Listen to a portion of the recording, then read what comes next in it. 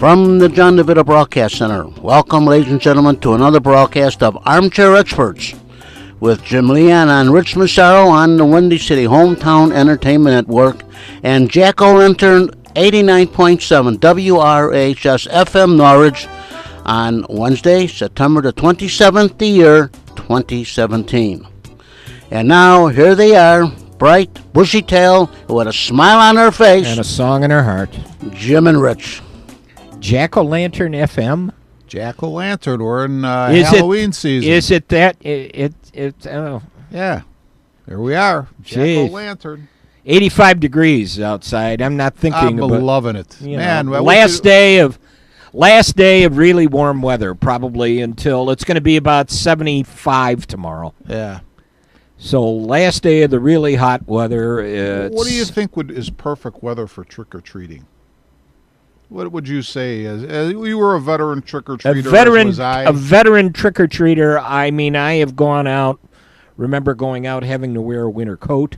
You can't have it being 85, though. Can't have, I'd say 65. Yeah, I think it would be good. But I don't mind if it was the high 50s and even a little chillier, as a kid, you don't care. You're in your in your costume. No. You're thinking about all that candy you're gonna. It's gonna be interesting for us because this year, for Halloween, we're going to be in East Lansing. Oh, okay. Actually, that night we're seeing should be an interesting concert, acoustic concert. Lyle Lovett and John Hyatt. I heard that the Spartans football team are going to masquerade as football players. I heard that too after the other day. Yeah. It was funny. Some friends are they're big. Her husband's a big Notre Dame fan, and I noticed that Janice had posted something on Facebook Saturday, and I said, and I looked. I said, "What the hell kind of name is Brandon Winbush?" Brandon Winbush. That's and a good name. She said a 20. Larry says it's a 28-point lead name.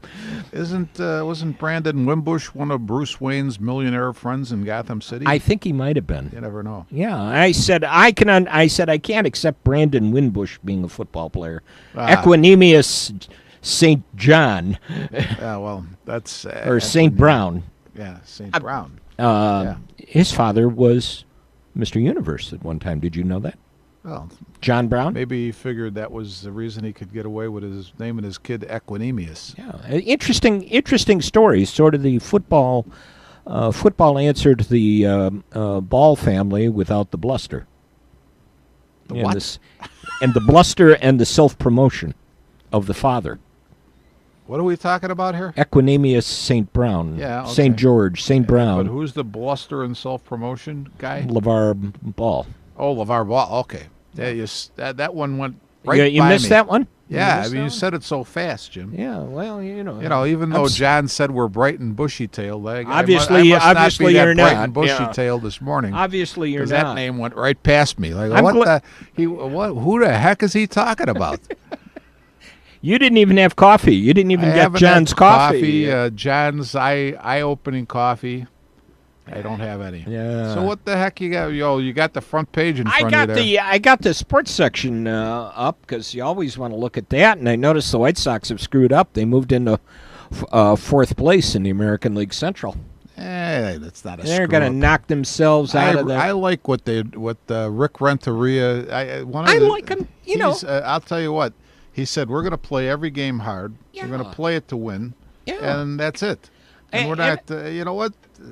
And if I was a player on that team, not to say some of those guys may be first-round draft picks, but my position would be, of course, the guy you get, you want to have eventually help your team. But in essence, you're saying, screw the first-round draft pick. I'm out here to play to win and do the best that I can do. Thanks, John. They're a fun ball club to watch.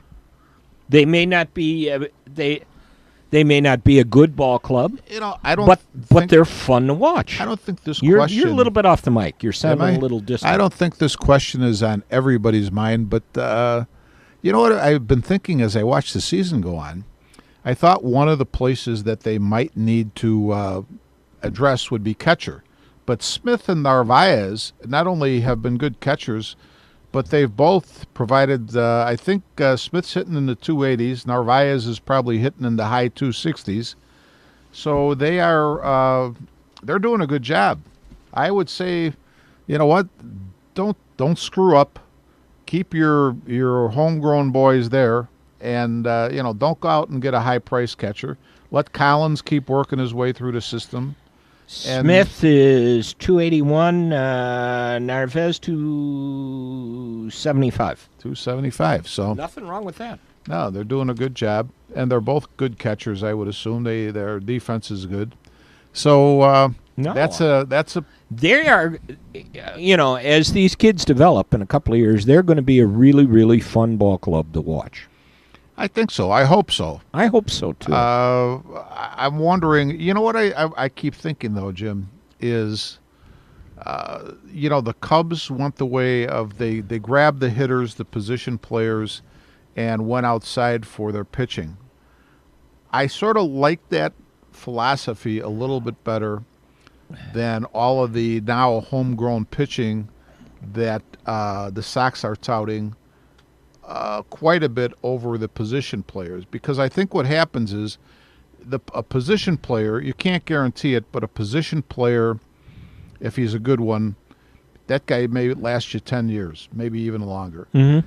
Pitchers are way more iffy. I mean, I remember when we were kids and the first big young pitching staff I can remember were the Baby O's with, guys like Milt Pappas, who did have a long career, but then you had guys like Jerry Walker, who didn't last too long. And Steve Barber.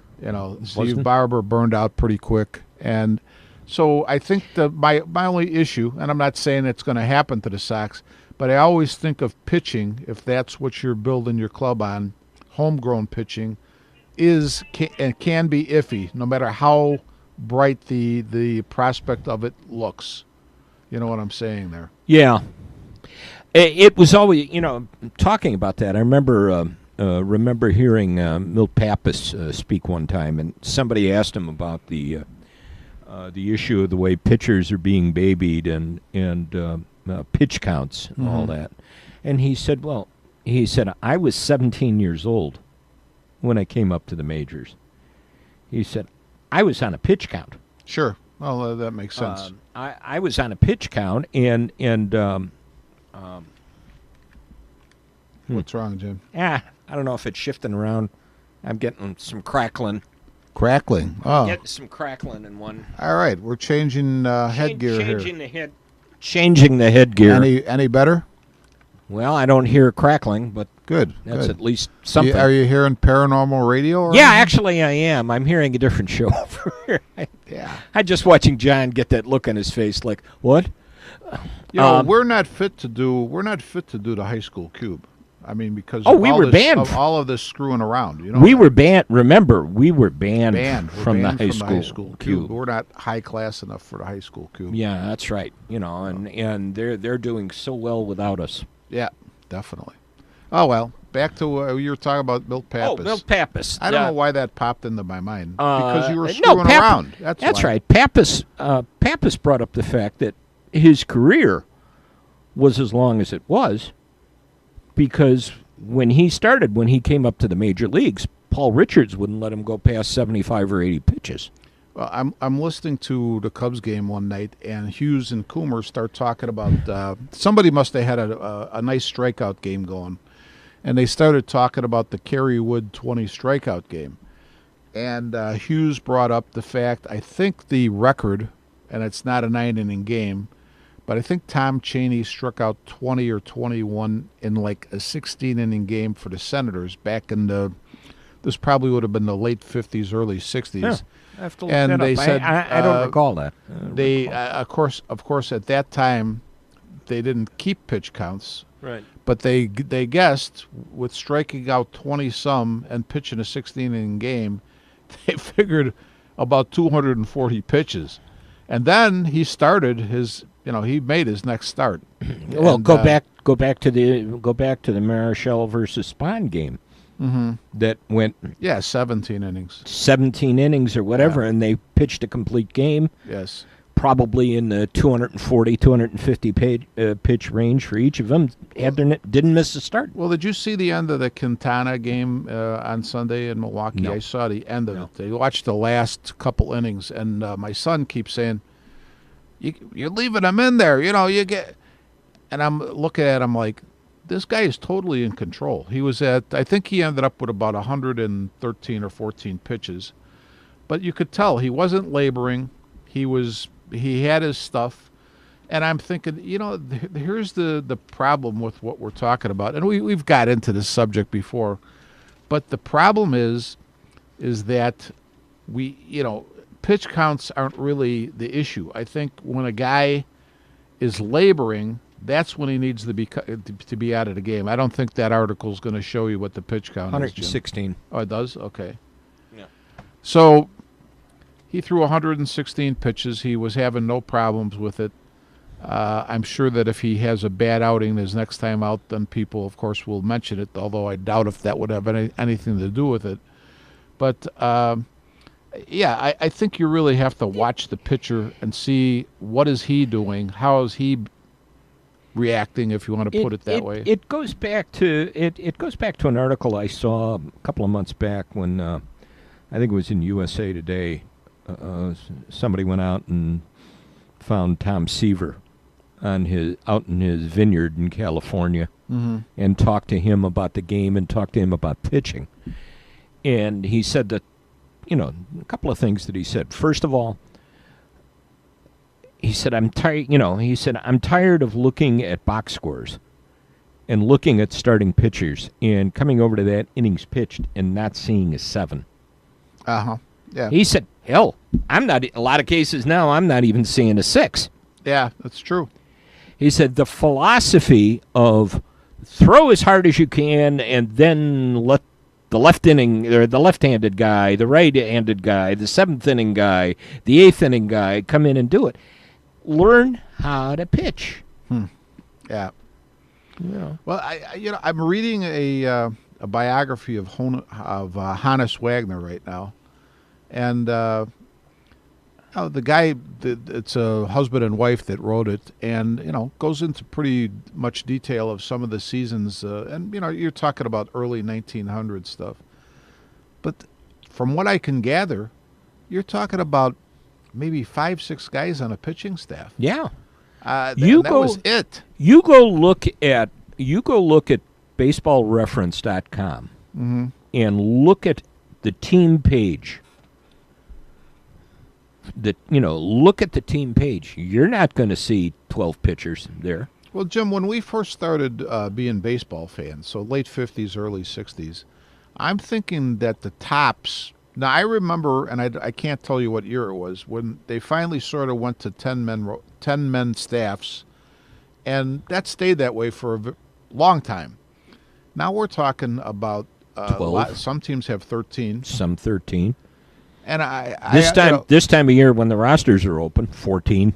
Oh, that's a different story. Yeah. I mean, that's fine then. You got the guys you could throw in there. That's okay. But what it does is really cut down on what you can do. I look at say a team like the Yankees, of that we grew up with, the '60s version Yankees. That team. What are you looking for? How about this? No, one? I took the headset off. You did? Okay. I don't seem to be hearing much of anything. Okay. Can you hear me now? I can hear you fine. Yeah. I can hear you fine. Don't worry about it right now, John. That team, for instance, the name Joe DeMaestri popped into my head. Infielder. Joe DeMaestri was a good fielding, not much hitting infielder. Played with the Yankees in the early '60s. And the my point would be this: when you have a 10-man rotation or 10-man staff, I should say, which gives you 15 players, so 8 of those are in the field. You got 7 bench guys. You can afford to have a guy who's maybe just a defensive infielder. You have a guy who's a pinch hitter. You have guys who obviously can platoon if you need that, and today's baseball doesn't have that. You know what's really interesting? Today, if you count and you include Schwarber, the Cubs, when the rosters were opened for September, have like 6 catchers on the staff at this point. Yeah. And it's a nice luxury to have. But, you know, because of the numbers on the pitching staff, we were talking about 12 players. That means, you know, 8 on the field, and you got 4 guys on the bench. It's not a very big bench. No, not at all. Not at all. So that being said, where the heck are we at here? Oh, now with Hey, that profound thought, where are we I going? want to ask you this, though. Next year, again, we're talking Cubs, and maybe catchers are on my mind because I was a catcher. I don't think Alex Avila will be back, but you know what? I think I texted you one day. You like I like Rivera. Rivera, and he Good was defensive catcher, and he was and surprising with the bat. He's not that bad. And he was the comments on him were very high when the Cubs picked him up. They said great pickup. Well, you know what, Jim? That goes back to where to the other thing I was thinking as I was thinking about Rivera is, I mean, when we were kids, we knew all the players. There was probably no hidden gems. You pretty much knew, even if a guy wasn't a starter, was he a pretty good player? Because we followed it that close. Today, we don't follow it that close. There's still those gems out there that are not, like, they're not going to be household names. They're not that type of player, but they're good players. And they're guys you would want on your team. Because of the fact the league is so big and we have, you know, we're adults now, we have other things to do.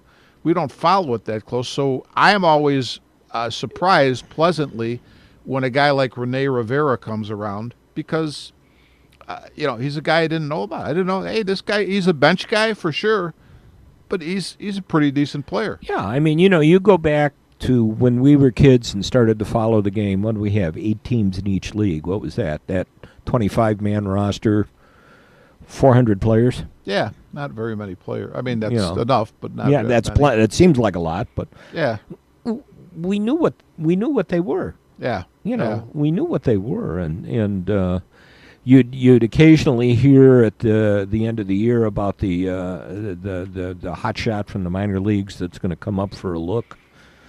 And, you know, as Mike Reiko always said, we'd rush out to the ballpark to see if he's our savior, and then he'd field the ground ball with his forehead, and you go, yep, by golly, he's one of ours. He's one of ours, is right. Oh, God, those days are over, Those Jim, days are over. Those days are over. Know, and for you Cub naysayers out there, Jimmy, you know what? I was thinking as we were coming up to this broadcast, what has been the big difference? What has been the key to the Cubs sort of seemingly turning the corner here, which I think they have? And you know what? It's superior depth because they had way more injuries this year than they dealt with last year. Yeah. Their depth has saved them. The fact that their versatility. Their versatility. I mean, when you have a guy like a Baez, but not just Baez, you got Zobrist, you got Happ. They all play multiple positions. Right. And I'll tell you what, a lot of people, I guess when you have prosperity, people then feel free. They can knock, say in this case, I'm talking about the manager. I think Joe Madden does an outstanding job. I think one of the reasons you're seeing this Cub club winning the World Series last year, sort of stumbling out of the gate, but then coming on strong in the second half, is because Joe Madden. You think about the outfield. You got Jay, you got Schwarber, you got Hayward, you got Happ, you got Zobrist is out there on occasion. You've got Almora, and he interchanges these guys. And you know what? Nobody gets blown out. With the 2 horses that he basically rides are Bryant and Rizzo. Those guys play heavy innings. This year he's had to do it with Contreras a little bit till Contreras got hurt. And he also did it a little bit with Javi Baez because Russell was hurt. All right. But when you look at the innings played, he disperses them. So, you know what? We're coming to the end of the year, and not saying the guys aren't tired because it's a long season, but we may be just a little less tired than some of the anybody other else. Now, that doesn't mean we're going to win everything by any stretch. No. But it's a good thing to keep in mind when you want to knock the manager, because I think this manager does a good job of keeping his ball club fresh. I think he does. It's interesting, too. If you want to read, I don't know if you read it, but if you want to read a good book about the way the Cubs were built, read Tom Verducci's book. Yeah, I saw it. I haven't looked at it Pick yet. it up. Pick it up and take a look. I just finished it. I would say the other thing, though, for me, the key for what the Cubs turnaround is they had excellent defense last year. Beginning of this year, it was not evident. I watched a couple of the games in Milwaukee series, and my takeaway was great series. We won 3 out of 4. You know what? These guys are slinging the leather again. And, it's like they all of a sudden revived somehow. 46 and 32 since the break. Yeah, I mean, they're doing a good job. 20 games over 500. Yeah. Yeah, I mean, they're coming to the again, like we were talking with John before the broadcast. John asked, "What do we think the Cubs will do?" I don't have a crystal ball. I would never. I would not take any of the teams into playoffs and predict them to win the World Series. But you know what? Once you're in, and anything can happen. The type of club the Cubs have. They're a resilient ball club, and that is important in the playoffs. And I think that will, again, I'm not going to make any predictions, but that will stand them in good stead. Kind of interesting when you mention predictions. I had to dig the the sporting news from the beginning of the season to look at the standings and how they picked everybody, and just to match it up. In the East, in the American League East, they picked Boston. Boston has clinched a playoff berth. Mm-hmm. Their number 2 team, Toronto. Toronto's finished last. Right. Baltimore, number 3. Baltimore's 4th place. Mm-hmm. The Yankees, they picked them 4th. Yankees have clinched a playoff berth. Right. I think they were a bigger surprise than everybody figured this year. They picked Tampa last. Tampa's in 3rd. In the Central, Cleveland. Cleveland with that incredible run. Yeah, big run. Yeah. Kansas City 2nd. Kansas City's picked 3rd. Minnesota 3rd. Minnesota 2nd. Minnesota was kind of a surprise this year. Yeah, and in fact, they did something interesting. When they acquired who the heck, Jaime Garcia, right, at the trade deadline, kept him for like one start and then sent him to the Yankees, and everybody, just like the Cardinals, when they sent Leak to Seattle, this is the white flag trade, and end up starting to play good ball and putting it together, and looks like they're going to make the playoffs. So, and I'm just wondering in this case though with Minnesota. I wonder if they wouldn't like to have Jaime Garcia back, because I think on top of the fact that they're battling for a playoff spot, one of the teams they were battling was the Yankees. Yeah. So, who they traded Garcia to. So, it's interesting. I'd like to know what the thinking was over there. It'll be interesting to see how it all plays out as we come up on the final week. They picked Detroit 4th. Right now, Detroit's 5th. And a bad 5th. And a bad 5th. Brad Ausmus is already talking about next year's manager. Yeah, I mean, well, he's gone. Yeah. And they picked the White Sox for 5th, and the White Sox finished 4th. White Sox, again, fun team. I think as long as you have Renteria as the manager, he's going to keep – he's got the secret sauce, I guess you'd say, he keeps the guys playing hard. I think he sees the opportunity for teaching moments and does it. Mm-hmm. And I think they have a lot of fun. You watch them. I think they do. And you watch them, they have a lot of fun. In the West, in the American League, Houston was picked, and they're leading the Angels by 19 games. They picked Texas for 2nd, Texas for 3rd, Seattle for 3rd, Seattle's 4th, the Angels for 4th, and the Angels are 2nd. And Oakland brings up the rear. Mm-hmm. Not too bad. No, in the National League. In the East, they picked the Nationals. No problem there. They picked the Mets for 2nd. The Mets were just awful this year. Yeah, a lot of injuries. Especially to their young pitching staff. Yeah. Mets are fourth. Marlins for third. Marlins finish second, or going to finish second. Atlanta for fourth. They finish third. They'll finish third. And the Phillies last, still in a rebuild mode. Mm-hmm. In the Central, the Cubs got that. Cardinals are third. The Pittsburgh, they picked the Cardinals second. They picked Pittsburgh third. Pittsburgh is fourth. The Brewers, they picked fourth. Brewers are second. But the comment was interesting here. It looks like another disappointing season is approaching for Milwaukee, but the arrow is beginning to point up for this team. If the Brewers can beef up the pitching staff, they could be competitive. Mm-hmm. They surprised a lot of people. They were a lot better, and I think it was one of those things. They got better quicker than anybody expected. Yeah. Kind of reminds me of the 15 Cubs. Yeah, I mean it's hard to tell when these teams, especially the ones as you say they're rebuilding or they're building, how quickly this is going to happen. I know people say, well, the Sox, for instance, are a couple years down the road. Well, how do you know that? How do you know? You could get everybody just suddenly come together. Sure, no doubt about it. Yeah. Pick Cincinnati for fifth, and there was no problem for that.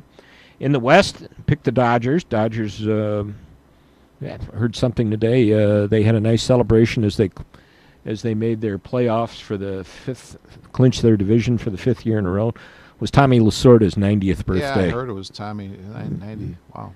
Yeah, 90. 90. Man. Pick the Giants for second. Giants tanked this year with injuries. Wow. Yeah. Colorado third. Colorado is third. Arizona fourth. Arizona came in second. And the Padres fifth. It wasn't for the fact that the Giants tanked so bad this year. That's exactly where the Padres would be. Yeah. So it's always interesting to see what the experts say as we get to that point. Yeah, I think it's, and I know you weren't being critical of the picks. You were just looking at them. So there was no criticism involved. No, I was just I think it's a tough. I don't think that's anything I would ever attempt because I don't know how you can cope for. How do you account for? In the case of the Mets, I very rarely read the Sporting News or not Sporting News, Sports Illustrated. Happened to pick up Sports Illustrated one day before the season started, and there was an article about Noah Syndergaard, and he was talking about what great shape he was in and what he was doing in the off season. I don't think Noah Syndergaard lasted a month. No. And I'm not knocking anything he did or trying to knock him, but the Mets were devastated. And here's another case. How many times, Jim, would you say, and I'm not going to say it was in the 20s, but I'd say there's been a half a dozen times over the time I've been a baseball fan, at least a half a dozen times, where there were young, touted pitching staffs that never fully blossomed because it's injuries, and it's just and you know what? I'm not pointing the finger, blaming anybody. It happens. It happens. I mean, look at the Sox have the kid that they picked. I think last year, Birdie. All you read in the papers. Yeah, he throws 101 miles an hour. I don't give a crap about that. You know what? What that tells me, unless you really have some good form, if you're throwing that hard and your form's not good, you may hurt yourself. You're going to hurt yourself. And maybe even if your form is good, you might hurt yourself. And I mean, people always talked, the great example on the other side of town here, on the Cubs side of town, all the talk for the years about watching Wood and watching Pryor and watching their form. Mm-hmm. People kept saying there's elbow injuries waiting to happen. Mm-hmm. So, yeah, and look what happened. What happened. Yeah. You mentioned SI. I had to, and we'll get into I think we'll talk a little basketball afterwards. I got a kick out of an article here. Steve Rushin, who's always entertaining. Yeah, he's entertaining is right. Yeah. He wrote an article called it "At Home in the Hall." When Ruth Ann Lobo became pregnant with her third child in 1973, her doctor looked her in the eye and said, "You have a choice now." Ruth Ann chose another doctor. Rebecca was born exactly 9 months and 2 weeks after Roe v. Wade and in the first year of Title IX. When Rebecca was in the 5th grade, Her teacher sent a note home informing Ruth Ann that her youngest child needed to stop playing with the boys at recess and start dressing like a girl. Ruth Ann didn't change her daughter's clothes. She changed her daughter's teacher. There was a hoop in the driveway in Southwick, Mass., and Rebecca was content to shoot baskets all day, embracing routine like her father, now in his 51st year as a cross-country and track coach at Granby, Connecticut Memorial High. Nietzsche said time is a flat circle, but to Dennis it's a flat oval parceled out a quarter of a mile at a time. Rebecca grew up with 2 siblings, Jason and Rachel, a cat, Fruit Loops, a dog, Nike, and a guinea pig, Pinnywig. One evening, Nike was sitting impassively in the front yard when a jogger preemptively maced him, at which time the jogger had to run for his life. Not from the German Shepherd, mind you, from Ruth Ann. Dennis and Ruth Ann sent Rebecca into the world armed with an iron will, a sense of humor, and a medium-range jump shot. When she chose to attend UConn over Stanford and Notre Dame, Ruth Ann, a guidance counselor, said with a sigh, UConn is a safety school. Even so, in her senior year at UConn in 1995, the unbeaten Huskies defeated Tennessee in the national championship game, a watershed moment in women's basketball, contested by 2 future Hall of Fame coaches, Gino Auriemma and Pat Summitt. A year after that game, one memorable day in Atlanta, Jason Lobo watched his kid sister win Olympic basketball gold, and he met a volunteer named Gundy Oberhosel, to whom he proposed marriage 3 weeks later. In 2001, at the Dublin House Bar in Manhattan, Rebecca confronted an insecure sports writer who had made a lame joke about women's hoops and invited him to attend a WNBA game. 23 months later, they, which is to say we, were married. Oh, gee. When Ruth Ann died of breast cancer on July 19, 2011, the largest of the countless floral arrangements sent by her many admirers was from a kindred spirit named Pat Summitt. To our kids, Rebecca is now just Mom. She's away 100 nights a year broadcasting basketball on ESPN and makes dinner the other 265, even if it's charred meatballs on a white platter, a meal the kids have memorably dubbed hate on a plate. She's the handy one around the house, the baller, the shot caller, the window treatment installer. She never lets me or the kids win at anything, including horse, a muscle memory from all those childhood days spent jump shooting in the driveway just outside Springfield, the birthplace of basketball. And so there was a localized outbreak of goosebumps last April when she sent me a text that read, "Tonight, you'll be sleeping with a Hall of Famer." From a strip mall parking lot, I replied, "Yes, Larry Bird!" Last Friday, Rebecca was officially enshrined in the Naismith Hall of Fame. It's 13 miles from Rebecca's childhood driveway, but she took the scenic route there through Siberia, the Canary Islands, Rio, and countless other places where she played and now broadcasts the game she loves. The wife of former Oklahoma coach Billy Tubbs once accused him of loving basketball more than he loved her. "Yes," Tubbs replied, "but I love you more than track." If Rebecca should love basketball more than me, I'll be content, because basketball has given us 4 children, 3 nephews, endless laughs, and inspiration. Is LeBron James in the Hall of Fame? Our 11-year-old daughter asked. When I answered no, our 6-year-old daughter said, "So Mom is better than LeBron?" Damn right, I told her. That's a great article. That is a great article. Let's take a break.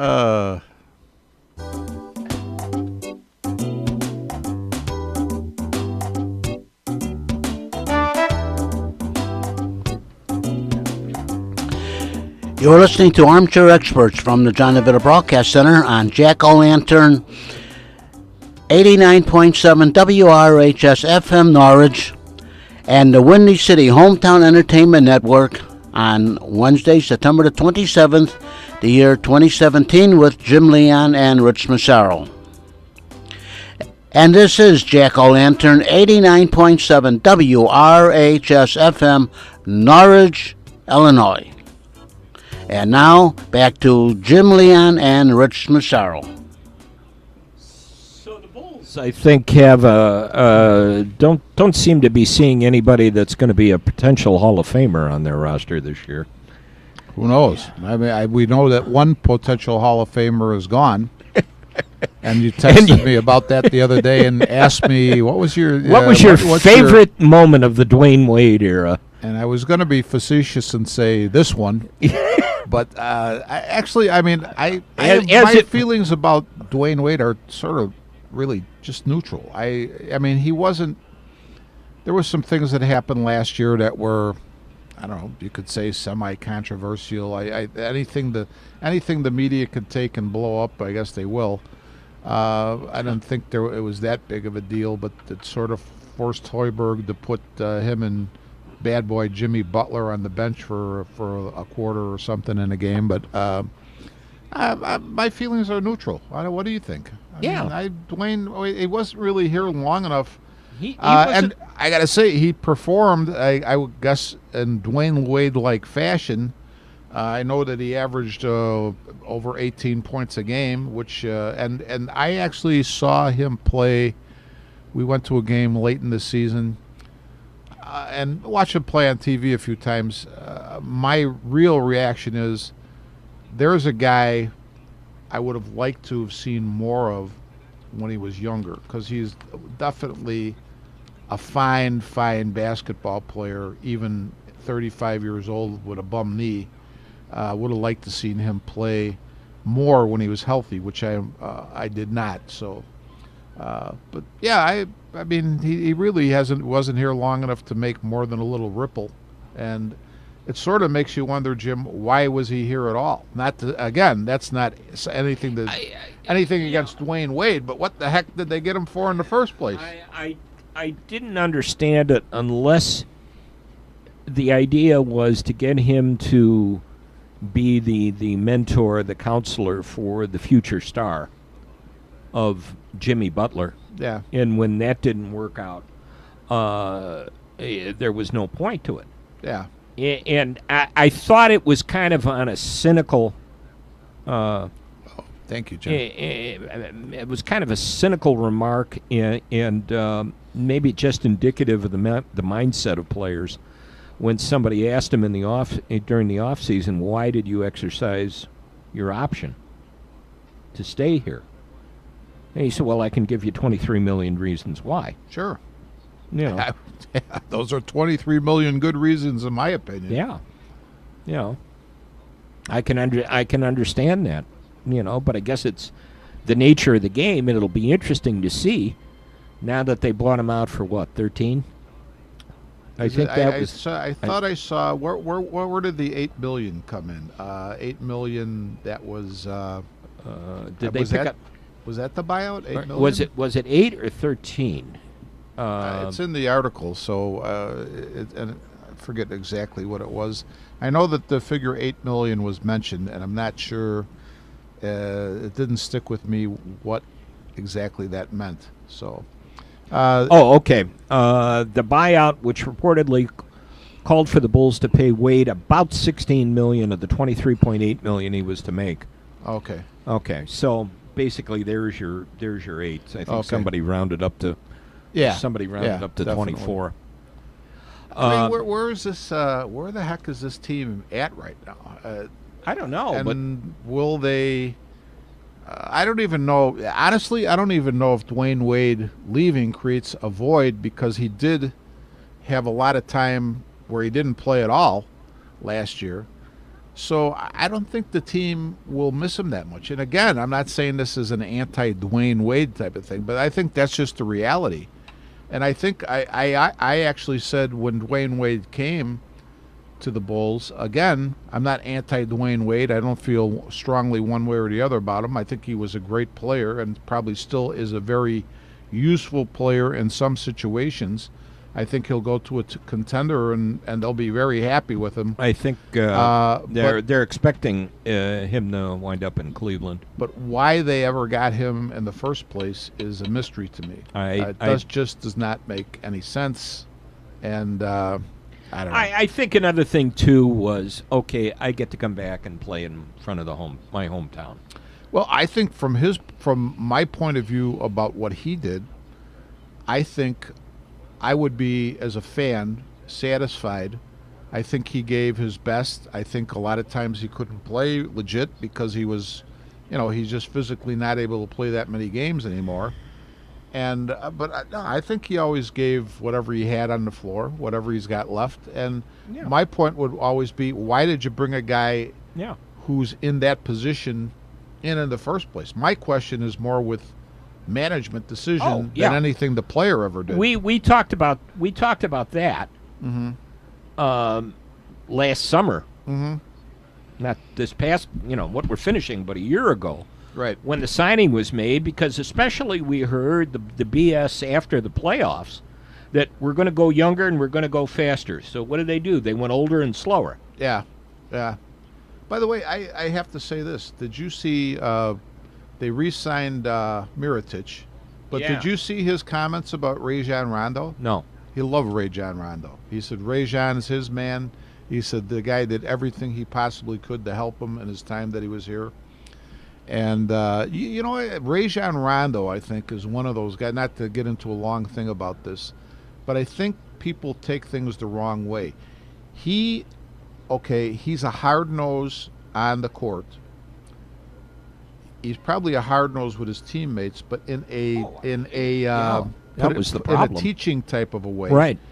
But see, the hard nose part carries over into his dealings with the front office, the coaching staff. That's where he starts to bump heads and gets a bad rap.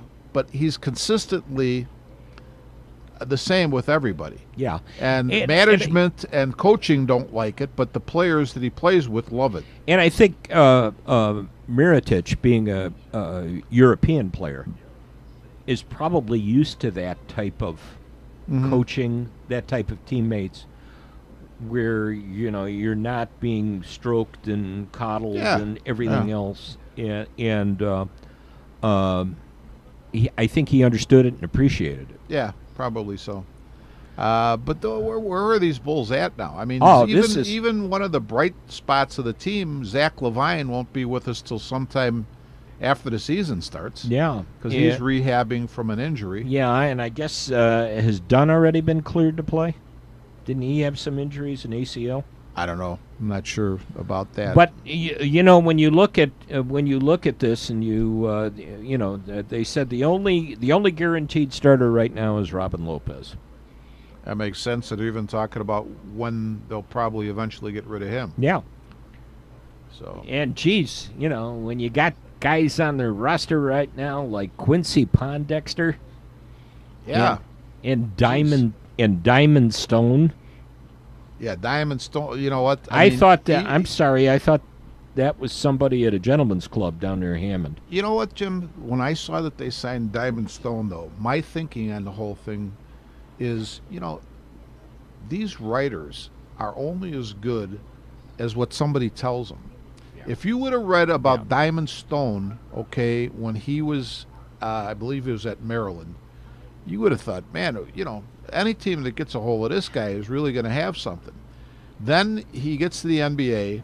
He doesn't have so much success. I think he averaged about 3 points a game, two rebounds, or I might have that reversed. But at any rate, now he comes to the Bulls, and they're not super panning him. But when I read, what's his name, Cowley's little blurb about him, it was like, oh, Diamond Stone. He's, basically the sound of it was like, what are we getting him for? He's useless. Well, 2 years ago, you would have told the same guy, Joe Cowley, probably would have told, Diamond Stone, man, we're going to get Diamond Stone. You know what? It proves these guys have no clue. All they know is what somebody tells them. And they have, sometimes I think they probably haven't even seen the player personally before they make some kind of conclusion about him. Well, they'll do a deal sometime during the year and send him to Cleveland, and we'll get Derrick Rose back, right? You're just trying to wake John up, aren't you? I just wanted to see if John was paying attention. Attention. Well, you're going to have Derrick Rose and Dwayne Wade on the same team. That'll be interesting. What's going to be interesting? You know what? A team that's going to be interesting to watch, because I'm not sure how many basketballs they're going to have down there, is Now that Carmelo's down in Oklahoma City. You Carmelo's in Oklahoma City? Yes. When did that happen? I missed Like that. yesterday. Oh, it did? Okay. And one of the players involved in the trade, Yeah. Dougie McBuckets. Oh, Doug's going to New York? Yep. What was the trade then? The deal was the Knicks acquired Enes Kanter, Doug McDermott, and a 2018 second-round pick from OKC for Carmelo Anthony. Oh, okay. So Melo's going to, how old was he, about 32, 33? 31, something? 32, something like that. I really, OKC always has seemed to me as a team that's got its act together. Maybe it doesn't have the talent of some other teams, but it seems like they play basketball the right way. Carmelo Anthony seems like a strange addition. It seems like a strange. You're right. It does seem like a strange addition because you got Westbrook, who's a ball hog. Carmelo wants the ball. Well, I think Westbrook needs the ball because he was probably the only real threat they had. But Yeah. we'll see. I mean, Westbrook and Durant always seem to coexist pretty well together. What I liked about Russell Westbrook is, I think the honesty when Durant went to Golden State, he was upset, and he let everybody know that. And he felt like a lot of people would say it's old school thinking. I don't know that it necessarily is, but what are you doing? You're like betraying me here. Yeah, And he felt that, and yeah, his he his let friend that be left. known. Yeah. His friend left him. So, and then I know they didn't seem to be very friendly anymore after that, especially when they played against each other, which is all fine and good. I think people make a little bit too much of some of this stuff. There are guys who are very competitive, and you know what? First, I remember two guys from softball, Eggs, Tommy Zarnik, and Johnny O'Connor, played on the same team all the time. Eggs decided to go to another team, and now picture this: Eggs Zarnik, Jim, was was not a muscular guy, excellent pitcher, 2 bad feet. I mean, he was getting older, but still was somebody. I think he went to Lettuce, and Johnny O'Connor. No, this is reversed. I take that back. Johnny O'Connor went to Lettuce. Okay, John O'Connor, just picture, say, a NFL fullback. That's what Johnny O'Connor was built like. But he was so terrified of his smaller, less muscular teammate that he couldn't tell him in person. He dropped a note in his mailbox and said, "Eggs, I made the jump. I'm going from prime time to Lettuce," because he couldn't face him and tell him. So there are guys who are so hard nosed that it doesn't matter if it's amateur or if it's professional. They are just not going to take it the right way if you abandon them. And eventually somewhere down the road, Durant and Westbrook will probably be buddies long after their careers, and they Eventually. realize, But right now, they're not buddies. No. And I don't think there's anything wrong with it. Yeah, eventually it'll Yeah. happen. It's kind of interesting. I was looking at this article about Media Day yesterday at the Bulls game. Who wrote this?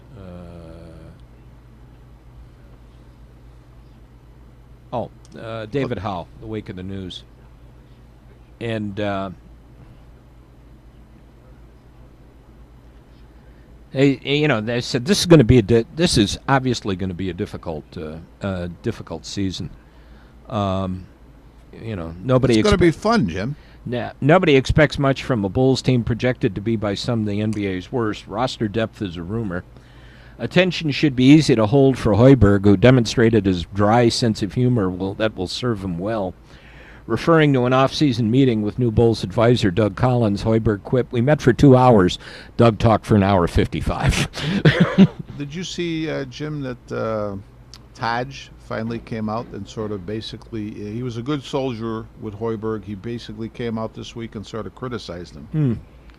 He said, Tibbs Basically, there's a lot of things that, he dots all the I's and crosses all the T's. And he said, every coach has the X's and O's part of it.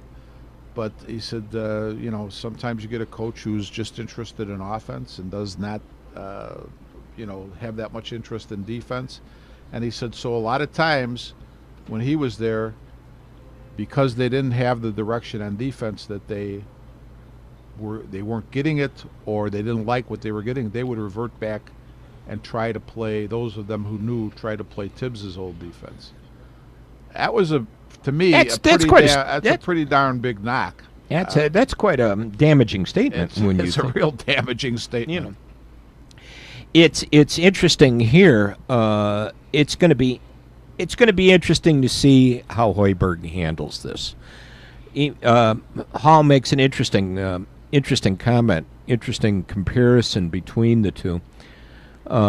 He said the White Sox, Jerry Reinsdorf's other team, have shown how likable a losing team can become when the most consistent victories are moral ones.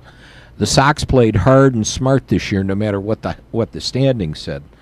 They tolerated rookie mistakes and celebrated youthful exuberance.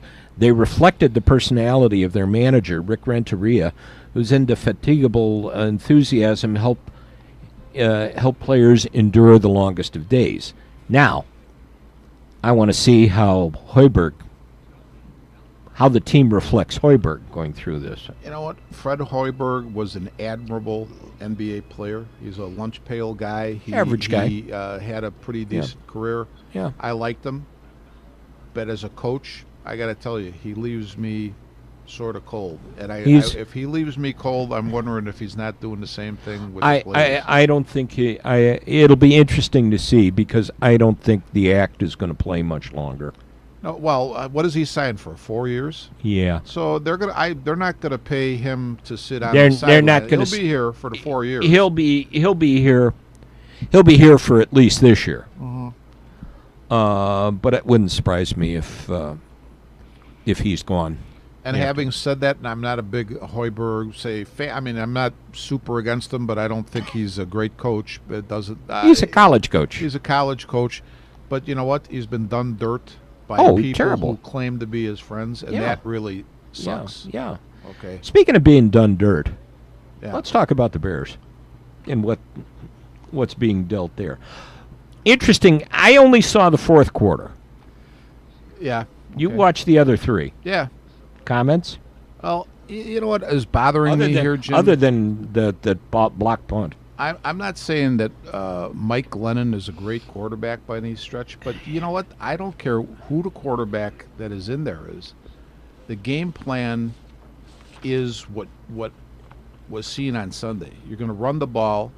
You're going to throw the short pass, not because the quarterback can't throw the long pass. Because you got nobody to catch it. Nobody to catch it and no time to throw it. That's right. The offensive line, I think I buy into the idea that because it's sort of patchwork at this time, easier to get those guys to block the run. It's pass blocking, at least the way they do it now these days, is quite a bit more complicated. So it's a little, you need to know what the guy next to you is doing a little bit more. But it always comes back to Glennon with the sports reporters that I read. I personally think that the way the Bears won the game on Sunday is probably, not to say they're not going to win more that way, but that's the way they're going to win games until we get maybe a guy who proves that he can stretch the defense and make a catch. I know he targeted Marcus Wheaton on a long one. Wheaton dropped the ball. Ball was well thrown, was right in his hands, and he dropped it. So you don't hear much about that. I would say, I do not remember whether it was Jay Cutler, if it's Trubisky, the little bit of time that he played in the exhibition season, the quarterback ever getting so much blame for being sacked. I mean, to me, when the quarterback gets sacked, are there some things maybe that he can do to avoid it? Sometimes, yeah. But the quarterback should not be sacked, okay, ideally. When you're starting to blame the quarterback for him being sacked, you're all wet as far as I'm right. concerned. You're right. So this guy is taken. I'll tell you what. I have nothing but admiration for Glennon. He's a good soldier. You know what? He could say, "The heck with this." You know what, guys? This game plan is what's making me look bad. But you know what? He's a team guy. You know what? This game plan is the only chance that we have. And so he's biting his tongue, putting up with it, putting up with all the criticism. To me, the guy, I admire the guy. Whether he'll ever be a successful quarterback, I'm not saying that he is going to be. But I would say this. I admire the man's he's a stand-up guy as far as I'm concerned. I think he is. He is. We talk about, just like Hoiberg, a disservice to what he's been dealt. Yeah, I mean, really, he's been suckered in over here, and not really dealt a great hand. You have suckered in when they pay you that much money. Well, you're not suckered in. Yeah, it's not really suckered. They can sucker me in for that much. Yeah. Yeah, I'll go out there. But I mean, you go out there. Unfair. Yeah, you go out there. You lose your leading receiver to an injury. Yeah. You have a kid who everyone expected to perform, and because of injuries, never has performed, never has had the opportunity to perform. Yeah, right. Kevin White, you're talking about. Kevin White. Yeah. And you can't call him a bust. No. I mean, you're injured. You're injured. You're injured. That's it. That's it. And I doubt if you'll. I'll be shocked if he comes into training camp next year, because you have to think with the injuries, the leg injuries, and that the speed is not what it was when they drafted him. Yeah, I haven't seen him much. Obviously, wasn't very many opportunities to see him. What is there? 4 games but total? My impression, I think you have the right impression there, Jim. I don't. What I did see of him, it didn't look like he had. It looked like he'd had maybe possibly lost a little bit in the speed department. So, and you're right. I mean, they may not bring him back for that very reason. So, yeah, I mean, I can see a buyout coming. Now, I honestly, Jim, I think that they. I'll say this. I think as far as the passing game goes, I understand why the game plan is what it is, but I don't think they. To me, I think they could maybe get a little bit more creative. I think they have 2 or 3 tight ends who ostensibly are more catchers than blockers. I haven't seen them use those guys very much. I just think that there's possibly other things they can do here, and maybe they'll do them as we get further into the season, but they haven't done them yet. Considering the game plan, and I've heard this bandied about on the radio the last couple of days, considering the game plan that they've run, you might as well take a shot at Trubisky. I don't think Trubisky. I think they're deliberately. They're going to let Glennon handle this, because I think you could really actually make Trubisky take a step backwards, because he's not going to have. He may be able to make a play with his feet on occasion. That'll help you a little bit. He's not going to have any different guys to target. I know they make a big deal if Glennon misses an open receiver and throws to somebody else. That they make a big deal out of that. I'm pretty sure most quarterbacks probably do that in the course of a game. It's a fast game. Things happen pretty quick. You're not always going to see the open guy. I've seen it happen with other teams a lot. But I don't know that Trubisky is going to be, if you throw Trubisky in there, I don't know, he's going to be doing anything different than what Glennon's doing, other than maybe making a couple plays with his feet. That might be the only thing. Mm-hmm. His mobility might be the key. Is the game plan going to change? No. I doubt it. No. It's still going to be a run-first offense. Yeah. Some short passes. If you get lucky and get somebody who can break out there and get open, maybe take a shot downfield. But right now, boy, they got nobody. Yeah. And they let Tanner Gentry go, didn't they? No, he's back. Did they reset? They put him back on the practice squad? Okay. Yeah. So he's back. Okay, I missed that. But it's Yeah, I don't know. Well, they actually let him go because they knew Wheaton was going to be activated, and he went through waivers again, and he came back. So I just think that it's a difficult situation. It's not one that can't be remedied by next season. But again, you only have a salary cap. You only have so much money to spend. You need to, in the case of when Ryan Pace took over, there was a lot of issues to be dealt with. I think he's tried to deal with them the best way he can. I don't think you're in football because there's so many people involved. It's hard to, you had, when he came, I'd say the offensive line had a couple of steady guys there, but that was pretty much up in the air.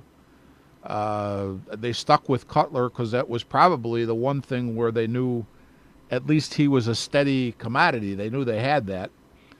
Obviously, whoever the running backs were are all gone because the ones we have are all new. The wide receiver situation was not strong. The team was actually falling apart. And, you can't deal with the offensive line, the quarterback, the running backs, the wide receivers. You have too many things. Line, the linebackers, the DBs. You've seen some noticeable improvement in some key areas. Yeah, it's very good. The O-line has gotten better. Mm-hmm. Actually, from what I saw, Bobby Massey looked halfway decent, what little I saw of the game on Sunday. Your defensive backfield is much better. Your DBs are much better. Much better. And Marcus Cooper did on Sunday the same thing he did at Arizona. Yeah, I was going to say, somebody was talking about that on Facebook, and as my first reaction was like everybody's first. What the heck is this guy doing? But when I started to think about it, he wasn't hot dogging. He stopped, and I understand that when he scored a touchdown at Arizona, instead of doing all the shenanigans, when he got to the end zone, he just stopped. I think that either he was confused about where he was, and think about it was hot. He had a long run. Very possible. He may have just not saying he didn't screw up. He screwed up. But I don't think he was screwing up to be a jerk or a hot dog. Okay. I think I think legitimately was confused or, affected maybe by the heat. I don't know. But he doesn't strike me as the type of guy who was going to hot dog it. And his only previous trip in the NFL to the end zone, he acted similar to what he did when he thought he was in the end zone on Sunday. So we'll see. I'm going to give him a break. I give him a pay. I mean, you know what? We end up winning the game. And you know what? I heard a lot of people say, well, John Fox, he was laughing it off. I'd cut that guy. He'd be, you know what? You are not going to disrespect a player to the press. But what he said to Cooper and behind closed doors, who knows?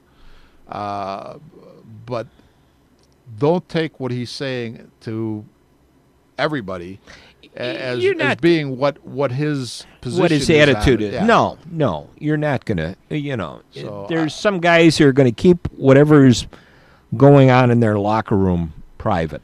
You're not going to get a Jim Mora meltdown. Do you remember, Jim, when it was a big game, I think, and Leon Lett did something goofy? Super Bowl. Was that the Super Bowl? That was the Super Bowl.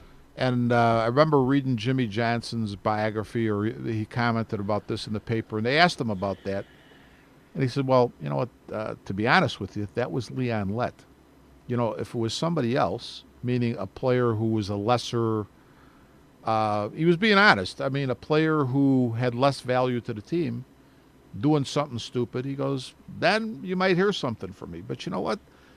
What he was saying is, I'm taking into consideration this guy's whole body of work, his meaning to the team. Guess what? Yeah, maybe I'll talk to Leon about it behind closed doors, but I'm saying nothing in public about it. And you don't know. I don't know what type of guy Marcus Cooper is. But you know what? If Fox looks at him as generally just a good guy and a good player and a team guy, what are you gonna throw that guy under the bus for admittedly not a good play, but maybe he's just a really good guy. Yeah, that can be. All right, Bears Packers Thursday. It'd be a tough turnaround. Although I have to say, the Packers had the will drop on the Packers. The Packers. I think the thing I like going into this game, I don't like obviously the short turnaround, but I think we may be able to move the ball on the Packers defense a little bit because I think they have some injury problems. And I think they've got some O-line injuries too. Well, you know what? Do you guys? I don't know if you're aware of this guy, but he went to school up in northwest or not northwest, northeast. Brian Balaga is a local guy. Yeah. He must be one heck of a player and a team guy because he has had over the past, I don't know how many years he's been in the league. He's been in the league quite a bit now. Always dealing with injuries, but the Packers always keep him. And he was out of the game, I don't know, on Sunday. They showed him testing out his he was in his stance, come out of it. They had a guy push it against him to see how much resistance he could take, I guess, to deal maybe with pain, possibly up in this area or something. Or whatever. I don't know if he ever got back in the game. Must be an outstanding player because even with all the injuries, the Packers have held on to him. Must be a really good offensive lineman because most of the time when you start to have those injury issues and they're pretty chronic, the team eventually lets you go. This guy must be something because the team, he's been dealing with these issues for quite a while because I follow it a little bit in his case, and they have kept with him. So, but he is one. You're right. They are having some issues in the O-line with some injuries. Yeah, he's one of them. It'll be an interesting game. Both teams have to deal with the short turnaround, so there's no advantage to either side. No, here. I wouldn't say at all. Although I would say this: to the deeper team goes the advantage. So I would say the Packers have the advantage in that case. Yeah, but, I would think so. And I was just going to glance at the most important thing. What's the number? There you go. The number. Give it to us, James. Well, interesting. The game went on the board at Packers -10. Now it's Packers -7. Yeah, well, I mean... Over-under 45.5. 45.5. That's an interesting number, I'm too. liable to take the under on that one. I think that's what they want you to do. Yeah, I think I'm looking. I think I would be looking at the under. I think a lot of people would. If I were a betting man. If you were a betting guy, yeah. Well, Jim, I have to say this about the Packers. Rodgers, of course, is an outstanding quarterback. But in the last part of that game, when they had the tying drive and the winning touchdown drive, or winning field goal drive, I should say, I'll tell you, he throws the ball well. Obviously, a great quarterback. He's got some really good receivers. I mean, some of the catches that were being made were just outstanding. I mean, in coverage, on your tippy toes, going out of bounds, and see what happens when you have some good receivers. See what happens when you've got some talent to work with. Definitely.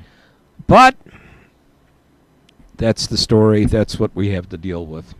So Thursday night, we'll watch it, see what happens. We'll talk about this again. Hey, the next time we get together, John, I'll just say this beforehand. We may have to shovel dates and times around. I'm not sure.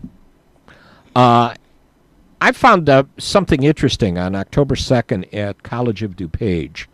The famous baseball photographer from back around the early days in the turn of the century, Charles Conlon. Okay.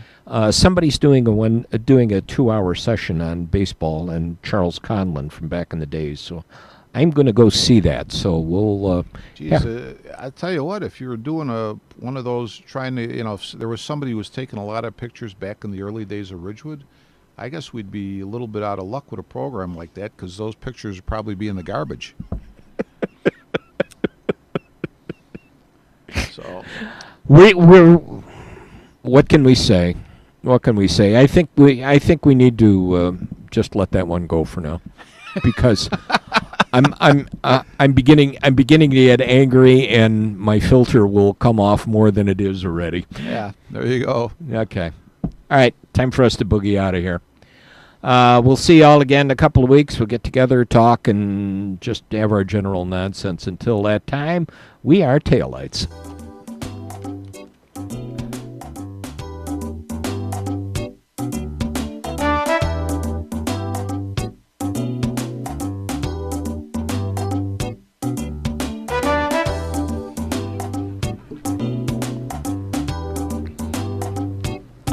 You have been listening to Armchair Experts from the John DeVita Broadcast Center on Wednesday, September the 27th, the year 2017, on Jack O'Lantern 89.7 WRHS FM Norwich and the Windy City Hometown Entertainment Network with Jim Leon and Rich Massaro.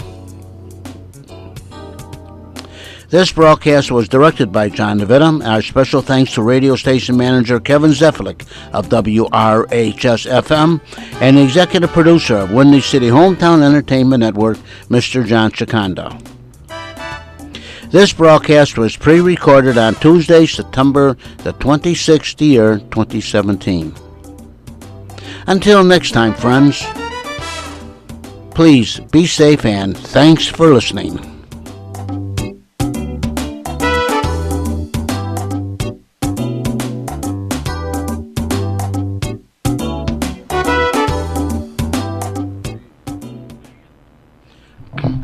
And this is Jack O'Lantern, 89.7 WRHS-FM, Norwich, Illinois.